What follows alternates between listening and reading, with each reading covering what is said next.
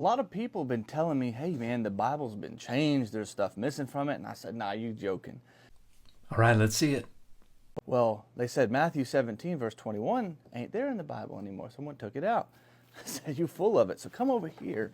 Come over here and take a look. This is Matthew 17, and we're going to go 19. There's 20, because your little faith, okay.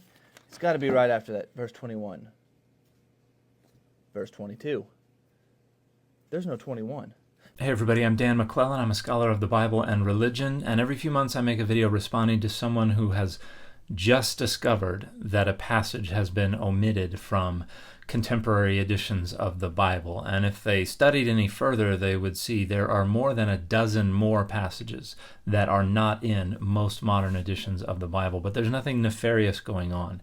These are actually more accurate translations of the Bible because we have enough manuscripts now and we have enough evidence to conclude that these passages were definitely not a part of the original New Testament, but were things that scribes added in later.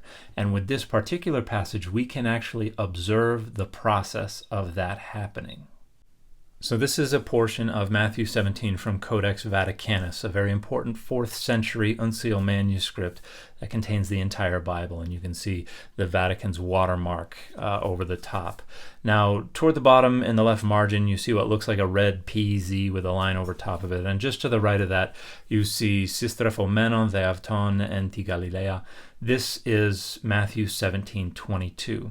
Just above that, however, the last couple of lines, you see ke uden adinati seimen. That is the end of Matthew 17, verse 20. So we have no indication of verse 21 anywhere in this manuscript. Now, this is Codex Sinaiticus, probably an even more important 4th century uncial manuscript of the entire Bible, and here we have again Matthew 17. Now, when you look down at the bottom, maybe you can make out that Sistrephomenon word, the beginning of verse 22, and you can see the end of verse 20 right before it, and then you see a little angular and a squiggly kind of division sign in the margin and then in between verse 20 and 22. And that signals up to what is written in the top margin, which is a variation on Mark 9:29, which is the same story about the disciples coming back to Jesus and saying, hey, we could do all these things, but we couldn't cast out these devils. And what is written up in the top margin is precisely what we later find as verse 21. This is a later scribal hand. Someone has come through, probably decades after Sinaiticus was written, and said, I want to make this story sound more like the version in Mark, so I'm going to write in this statement that Jesus makes about fasting and prayer, because I think that's important, and I think the version of this story in Mark needs to have it as well. Now this is Codex Bezae. This is another uncial manuscript, and it comes from the 5th century, and it's a very unique manuscript because on one page you have the Greek of the New Testament, and on the facing page you have the Vulgate, the Latin translation. But in that red box is Matthew 17:21. It has now been added into the body of the text. So we can show you a manuscript with no hint whatsoever of verse 21, a manuscript where someone has come in later, scribbled it in the margins and said, I think we should add this right here, and then a manuscript after that where it has been folded into the body of the text with no indication that it was absent from previous manuscripts. So in light of this and other manuscripts that reinforce the conclusion that this is a late addition to the manuscript and was not originally a part of it, for instance, there's no real argument to make for how this could have fallen out, how this could have been accidentally omitted by scribes. Scholars arrive at the conclusion that it is not original. And so Matthew 17:21 and usually around 15 other passages from the New Testament are omitted in modern editions of the Bible, which does not make those Bibles worse, it actually makes them better. So I told myself, let's go get an old Bible. Get an old 1800s Bible. So it's very funny that this creator grabbed a parallel Bible to try to show you what was originally in the Bible. The Parallel Bible was published in 1882, a year after the release of the Revised Version of the New Testament. And this is a revision of the King James Version. And between the original King James Version in 1611 and 1881, we discovered a lot of these manuscripts, and we had scholars trying to figure out what was going on with some of these differences.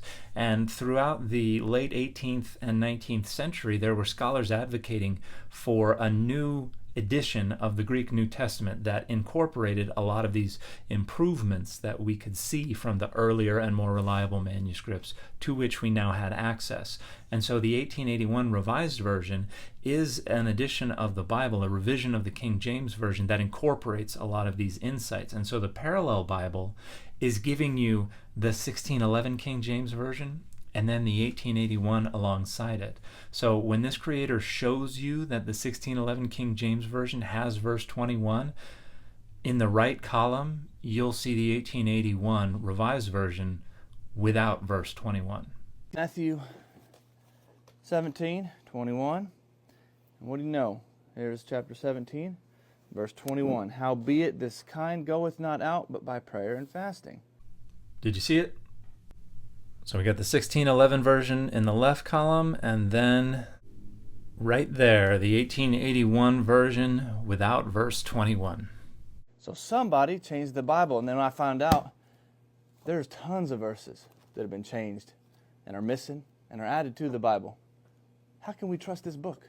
So if you're looking for a text that you can trust to have never changed at all through over 1,000 years of transmission, that's just impossible. That's not going to happen. And based on this creator's username, the Muslim Cowboy, I have to assume this is apologetic for the Quran, but textual criticism of the Quran has its own issues, particularly in light of the systematic campaign of destruction of variant manuscripts in the mid-9th century CE.